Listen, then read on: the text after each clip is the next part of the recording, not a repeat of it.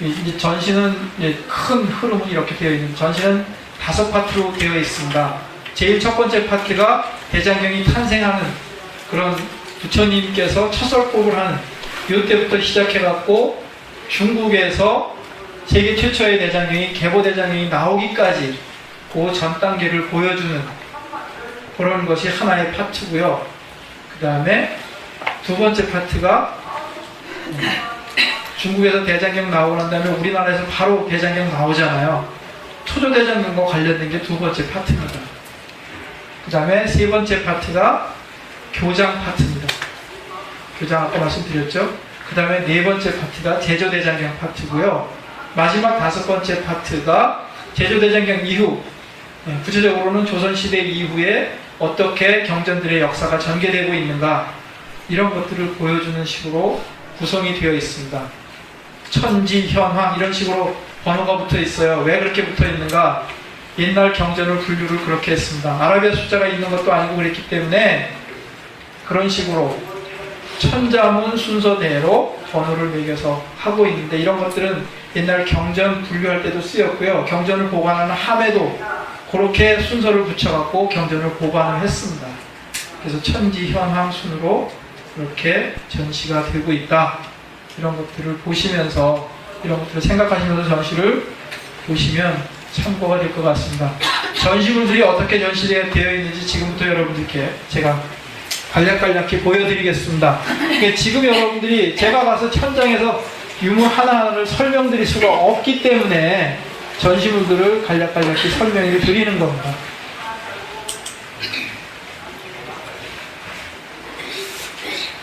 여러분들이 딱 들어가는 전시, 저희 제일 처음에 들어가서 오른쪽 편, 로비 들어가자마자 오른쪽 편에 이런 그림이 걸려 있습니다. 녹원 전법상을 그린 거죠. 팔상도 가운데 하나입니다. 녹원, 녹야원에서 처음 초전설법을 하잖아요. 그 부처님의 말씀이 있었기 때문에 대장경이 탄생할 수 있었으니까 이게 제일 처음 전시의 전시물로 나와 있습니다. 3장 경장, 율장, 논장으로 되어 있다라고 이렇게 이제 도판을 가지고 설명을 드리는 거고요. 3장을 트리피타카라고 얘기를 합니다. 저쪽에 왼쪽에 있는 분은 가섭존자고 오른쪽에 있는 분은 아난존자입니다. 아난존자. 가섭 아난이 나오게 되는 거는요, 제일결집 때 바로 이 두 분들이 아니었으면 제일결집이 이루어질 수가 없잖아요. 경전 성립사에서는 굉장히 중요한 역할을 하는 분이기 때문에 전시장 입구로 들어가다 보면 제일 먼저 이렇게 만날 수 있는 상입니다. 이 상은 불의 천은사, 지리산 천은사에 있는 목조로 만들어진 그런 상입니다. 그래서 이게 전시에 나온 거고요. 그 다음에 이거는 33조사, 부처님의 법이 쭉 차례차례 이어져 오잖아요. 그렇기 때문에 경전도 오늘날 우리에게까지 전해질 수가 있어서 부처님의 법을 전해받은 분들이 이렇게 이제 나와 있는데, 이것은 초본이죠. 초본. 불화를 그리기 위한 밑그림입니다. 밑그림. 화순에 있는 쌍봉사에서 만들어진 그런 밑그림입니다. 현재는 통도사 박물관에서 가지고 있는 그런 그림인데요. 여러 폭 중에서 한 폭만 전시가 되고 있습니다. 그 다음에 이제 그 30선 조사 바로 옆에 진열장에 보면은 책이 몇 권 나와 있는데, 책은 그 안에 있는 건 전부 다 석시원류 응화사적이라고 하는 책입니다. 석시, 역시 석가모니 부처님 가리키는 거죠. 석시원류 응화사적이라는 책은 부처님의 일대기를 정리한 책입니다. 그런데 그것만이 들어있는 게 아니라 그 이후에 중요한 스님들의 어떤 현저한 활동도 같이 들어있어요. 그러다가 보니까 이게 대장경과 관련된 부분들이 나옵니다. 예를 들면 결집, 법장 이런 경우, 결집, 법장이라고 되어 있는데, 법장을 결집한다라는 말 아닙니까? 제1결집, 제2결집 이런 결집이 일어나는 것들이 석시원류 응화사적에 글로 나와 있고 목판으로도 붙어 있어요. 이 책의 중요한 특징은 목판이 같이 붙어 있다는 것입니다. 내용만 있는 것이 아니라 내용을 설명해주는 그림이 장마다 다 있어요. 그런데 이 책이 두 가지 종류가 있습니다. 하나는 요 서울 가까이에 있는 불암사에서 만들어진 목판이고요. 또 하나는 고창에 있는 선운사에서 만들어진 목판이에요. 그림이 이렇게 위쪽으로 있는 것, 지금 여기 보시는 것처럼 위쪽으로 있고 내용이 아래쪽으로 있는 것은 선운사에서 만들어진 판입니다. 그리고 지금 요거는 지금 목판 형태인데 여기 보면 그림이 한쪽 면에 있고 글씨는 한쪽 면에 있잖아요. 이렇게 된 것은 불암사에서 만들어진 목판입니다. 똑같은 석시원리 웅화사적인데 이렇게 체제가 달라요. 이렇게 이제 옆면에 그림이 들어가 있는 거죠. 이게 불암사판의 석시원리 웅화사적입니다. 가서 보시게 되면 불암사판은 책이 4책으로 되어 있는데 파란 비단으로 책 표지를 만든 게 바로 불암사판 석시원리 웅화사적입니다. 이거는 현재 있는 석시원리 목판본 가운데 가장 시대도 올라가고 이미 조선시대에 찍어낸 그런 책입니다. 굉장히 소중한 책이죠. 값으로 따진다 그러면 최소한도 책 4권인데 최소한 5천만 원 이상 갑니다. 근데 지금 그 불암사판은 목판도 지금 여기 보시는 것처럼 목판도 다 남아 있습니다. 당연히 목판은 보물로 지정이 되어 있죠. 이번 전시에 국보가 7점, 보물이 31점이나 나옵니다. 그런 것만 봐도 이 전시가 그렇게 만만한 전시가 아니다라는 것을 알 수가 있습니다. 그래서 쭉 가다 보면 그 맞은편에 이제 대장경 나오기 시작합니다. 이게 바로 폐엽경입니다. 나무잎에다가 처음 만든 형태가 바로 이런 식의 경전인 거죠. 글씨 새겨서 지금 보면 여러분들 이렇게 구별할 수가 있잖아요. 이렇게 차례대로 쭉 엮어가지고서 볼 수 있게 만든 겁니다. 폐엽경. 이것이 최초의 경전의 모습이라고 할 수가 있겠죠. 이것도 여러분들 전시장 가면 볼 수가 있는데 제가 아까 여러분들 번역 얘기하면서 고역, 구역, 신역 얘기했습니다. 이게 구역 시대를 얘기해 주는 건데 현재 고려 시대에 만들어진 책이 우리나라에 이렇게 많이 나와 있지 않지만 그 중에서 그림들이 들어있는데 그림 가운데 번역하는 장면이 들어있는 책은 이 책이 유일합니다. 동국대학교 도서관에서 가지고 있는 책인데 여기 보면 계빈국 3장 반야 역경 이렇게 되어 있습니다. 계빈국이 바로 여러분들 아까 말씀드린 천축국 중에 하나입니다. 3장은 바로 삼장법사라는 얘기죠. 그죠? 그 다음에 반야는 스님의 이름입니다. 그분이 역경하는 장면이 그림으로 남아있어요. 그렇기 때문에 이번 전시에 나온 겁니다. 여기 밑에 보면은 여러분들 안 보이는데 전시제 가면 잘 보실 수가 있습니다. 쭉 펼쳐놨으니까. 이거는 뭐냐?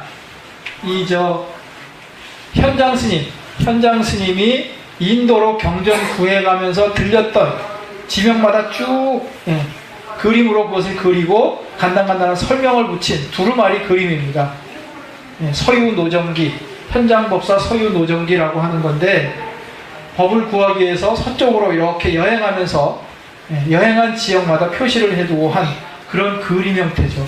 여기 저 지도 같은 데는 그분이 여기서 나오는 간 경로를 쭉 그림으로 표시한 것입니다. 전시장에 가시면 자세히 볼 수가 있죠. 이런 식으로 그림이 되어 있습니다. 실제하고 일치하느냐? 당시 사람들이 직접 가보지도 않고 그린 그림이기 때문에 정확하지는 않지만 기록에 나오는 대로 이제 그런 것들이 그려서 표시한 것입니다. 지금 보시는 경전이 세계 최초의 대장경, 계보대장경 가운데 하나입니다. 계보대장경은 물론 목판은 다 사라지고 없고요. 목판을 찍은 이게 이제 두루마리처럼 말려 있는 거잖아요. 제일 첫 부분인데 목판을 찍은 것들도 지금 거의 안 남아 있습니다. 중국에 한 12축, 두루마리 12개 정도, 일본에 2개 정도가 있어요. 저희가 이번 전시하면서 너무나 소중한 거잖아요.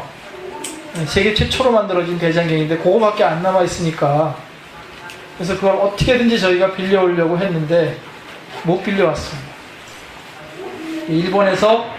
중국에서 12축 남아있는 것을 영인본으로 만든 게 있어요. 영인본 딱 12축인데 그거를 저희가 800만 원 주고 샀습니다. 전시하기 위해서. 12축에 영인본인데 이건 바로 그것 중에 하나입니다. 영인본이지만 어떤 체제를 가지고 있는지 이런 것들은 저희가 정확하게 다 알 수가 있죠. 이렇게 조금 아까 보신 것처럼 이렇게 전부 책들이 두루마리로 만들어져 있잖아요. 두루마리로 만들어져 가지고 보관을 해야 되잖아요. 책 한 권이 한 두루마리 하나가 이 권자가 말릴 권자거든요. 그러니까 만다라는 것은 두루마리처럼 돼 있을 때나 많은 게 가능하잖아요. 근데 그 한 권이라고 우리가 오늘날 얘기를 하는 거하고 옛날 사람들이 권이라고 얘기하는 거하고 다릅니다. 지금 우리가 책 한 권 그러면 한 권 안에 챕터가 있잖아요. 장이 있잖아요. 1장, 2장, 3장 이렇게 나눠지잖아요. 그런데 옛날 사람들이 장이라고 쓰지 않고 옛날 사람들은 권이라고 썼습니다. 오늘날 우리가 쓰는 권하고 개념이 달라요. 그러니까 저런 것이 화엄경 같으면 저런 것들이 최소한 80개가 있어야지 하나의 경전이 되는 거죠. 그러면 그 80개가 한꺼번에 함에 다 들어갈 수가 없잖아요. 몇 개의 함으로 나눠서 넣을 수도 있고 양이 짧은 거는 함 하나에 다 들어가기도 하고 그러겠죠. 그럴 경우에 이런 식으로 함을 만들고 그 안에다가 두루마리 쫙 집어넣어서 정리를 하는데 어떤 경전들이 보관되어 있는지 이런 것들을 표시를 해야 되잖아요. 그렇게 하기 위해서 겉에다가 글씨를 써요. 쓰고 저기에 있는 글자들이 전부 천자문에서 나오는 글자대로 순서대로 먹여갖고 번호를 붙이는 겁니다. 그걸 함차라고 얘기를 합니다. 그걸로도 부족해가지고 표시를 달아둬요. 거기다가 여기에는 무슨 경전이 들어있다 이런 표시를 달아두는데 이게 바로 그런 표시를 달았던 경패라고 하는 유물입니다. 경전 이름이 쓰여져 있고 아름다운 조각이 되어 있습니다. 지금 여러분들이 보시는 이 경패는 송광사에 있는 경패인데요. 고려시대 경패입니다. 고려시대 게 지금 우리나라 전체에 43개밖에 안 남아있어요. 43개 중에서 저희가 이번에 전시에 5개를 빌려갖고 전시를 하고 있습니다. 지금 여러분들이 이렇게 나무 색깔 나는 건 사실은 나무가 아니고 상아로 만든 겁니다. 그 다음에 여러분들 전시장에 가서 보면 까만 게 있어요. 까만 게 나무로 만들어진 겁니다. 굉장히 귀한 유물이죠. 이거 40몇 개 전부 다 보물로 지정이 되어 있습니다. 그래서 이제 표시를 했던 거죠. 이게 동아시아의 대장경이 한번 만들어지고 나가지고 저기 보면 제일 끝에 보면 개보장에서 971년부터 983년까지 나오고 있습니다. 그 이후에 어떤 대장경들이 이렇게 만들어지니까 쭉 나와요. 중국, 우리나라, 일본 이렇게 쭉 연대표가 쫙 진열되어 있습니다. 그거 보시게 되면 대장경이 전체적으로 세계적으로 어떻게 만들어지는지 여러분들이 이해할 수가 있게 그렇게 되어 있습니다. 이거는 이제 그 이후에 개보대장경 이후에 중국에서 만들어진 많은 대장경들이 지금 저 진열장에 가시면 여러 가지가 쭉 나열이 되어 있습니다. 보시면 서로 어떻게 차이가 나는지 이런 것들을 알 수가 있죠. 그 제일 마지막에 가면 제가 아까 말씀드린 대정신수 대장경이 놓여 있습니다. 이것이 20세기 초 일본에서 만들어진 대장경이에요. 책 형태가 선장본으로 묶여 있죠. 그죠? 네. 두루마리에서 절적본에서 이렇게 선장본으로 가게 되는 것입니다. 책도 달라요. 일본 책이나 중국 책은 구멍 뚫는 숫자가 일정하지가 않습니다. 4개인 경우도 있고 6개인 경우도 있고 막 일정하지가 않아요. 5개인 경우도 있고. 그런데 우리나라 책은 거의 예외 없이 책이 구멍이 5개입니다.